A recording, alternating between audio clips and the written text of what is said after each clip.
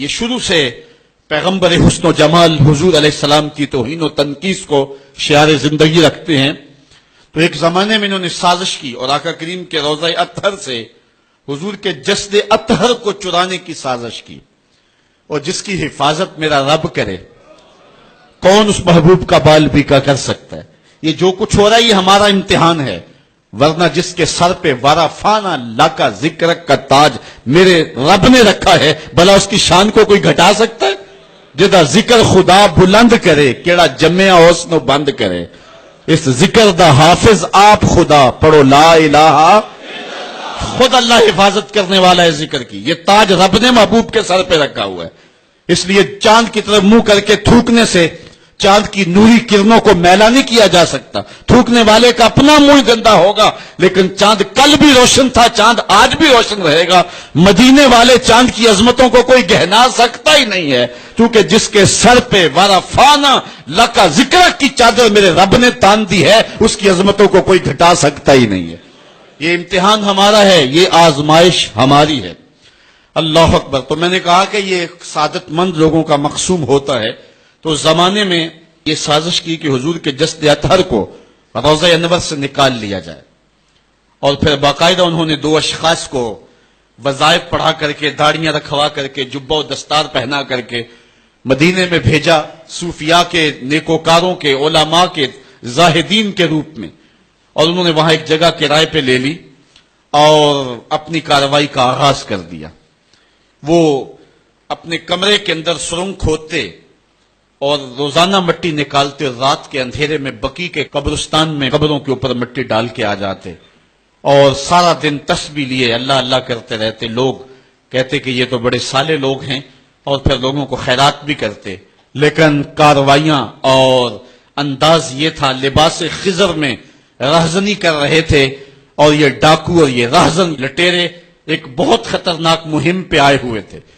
جب وہ بالکل قریب پہنچ گئے، اور ایک روایت میں آتا ہے کہ حضرت عمر کے پاؤں کا انگوٹھا بھی ننگا ہو گیا، حضور علیہ السلام سلطان نور الدین زنگی کو خواب میں ملے، اور ان کی شکلیں دکھائی کہ یہ دو موذی مجھ کو تکلیف دے رہے ہیں۔ تو سلطان فوراً اٹھا اور کہا مدینے میں کوئی غیر معمولی واقعہ ظہور پذیر ہوا ہے، اور اس نے جلدی سے کچھ سواروں کو اپنے ساتھ لیا اور کچھ خزانہ ساتھ لیا، اور فوجوں کو حکم دیا کہ وہ تیار ہو کر کے جلدی میرے پیچھے آئیں۔ مدینے میں پہنچ کر کے اس نے دعوت عام کر دی اور لوگوں کو کہا کہ آؤ میرے دسترخوان نعمت سے کھاؤ، اور لوگوں کو خیرات کرنے لگا۔ سارا مدینہ اس کے پاس آیا، لیکن جو شکلیں اس نے دیکھی تھی اس کو وہ نظر نہ آئی۔ وہ بار بار پوچھتا تھا کوئی رہ تو نہیں گیا؟ لوگوں نے کہا کہ نہیں، سارے جو ہیں وہ آپ سے خیرات لے گئے ہیں۔ ہاں، دو شخص ایسے ہیں کہ جو بہت بڑے سخی ہیں، ان کو تو ضرورت ہی نہیں آپ کی دہلیز پہ آنے کی۔ بادشاہ نے کہا مجھے دکھاؤ وہ کون ہے۔